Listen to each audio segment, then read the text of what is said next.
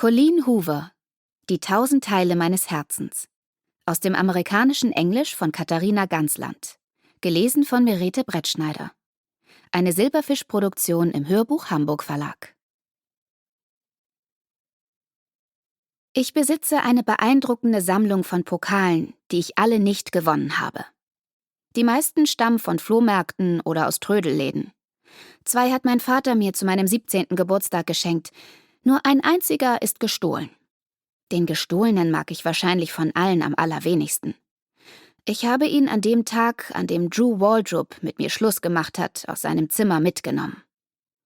Wir waren damals 2 Monate zusammen und ich hatte ihm zum allerersten Mal erlaubt, mich unter dem T-Shirt anzufassen.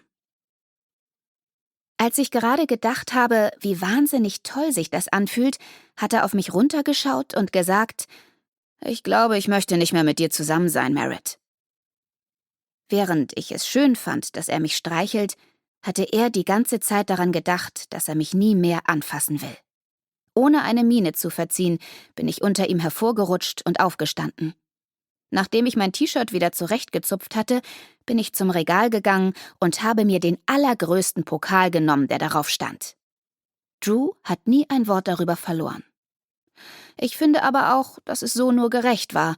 Dafür, dass er mit der Hand auf meinen Brüsten mit mir Schluss gemacht hat, habe ich mir ja wohl mindestens einen Pokal verdient.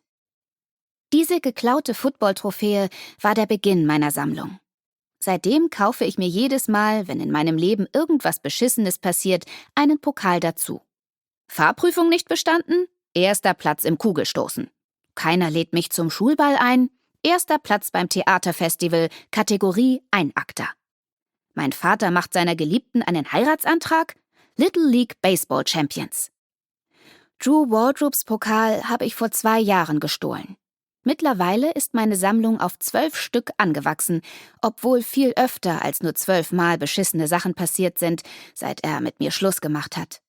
Dass es trotzdem nicht mehr sind, liegt daran, dass es merkwürdigerweise ziemlich schwierig ist, Pokale zu finden, die keiner mehr haben will. Das ist auch der Grund, warum ich jetzt gerade im örtlichen Antiquitätenladen vor einem Pokal stehe, auf den ich schon seit 6 Monaten ein Auge werfe. Er ist fast einen halben Meter hoch und stammt aus dem Jahr 1972, wo er bei einer Misswahl namens Boots and Beauties in Dallas der 7. Teilnehmerin verliehen wurde. Dass der Schönheitswettbewerb einen so selten dämlichen Namen hatte, finde ich gut. Aber noch besser gefällt mir die vergoldete Figur auf der Spitze des Pokals. Eine Frau im Prinzessinnenkleid mit Krönchen und Cowboystiefeln mit Sporen. Alles an diesem Pokal ist absurd. Vor allem die $85, die auf dem Preisschild stehen. Aber ich spare auf dieses Ding, seit ich es das allererste Mal gesehen habe. Und jetzt endlich habe ich genug Geld zusammen, um es mir zu kaufen. Ich habe den Pokal gerade mit beiden Händen vom Regal genommen und will damit zur Kasse, als ich auf der Galerie im 1. Stock einen Typen bemerke, der mich beobachtet. Das Kinn auf die Hand gestützt, lehnt er lässig am Geländer und sieht aus, als würde er schon eine ganze Weile so dastehen. Als ich zu ihm hochschaue, lächelt er und ich lächle zurück, was extrem untypisch für mich ist. Ich flirte nie und wüsste auch gar nicht, wie ich reagieren sollte, falls jemand mit mir flirten sollte. Aber er hat ein echt nettes Lächeln. Und außerdem steht er ja nicht neben mir, sondern oben auf der Galerie, wodurch sich die Peinlichkeit in Grenzen hält. »Was machst du hier?« ruft er zu mir runter. Ich schaue hinter mich, ob da noch jemand ist, den er meinen könnte. Vielleicht galt sein Lächeln ja gar nicht mir. Aber abgesehen von einer Mutter mit ihrem kleinen Sohn ist der Laden leer. Außerdem sehen die beiden in eine andere Richtung. Also meint er wohl wirklich mich. Als ich wieder zu ihm hochgucke, lächelt er immer noch.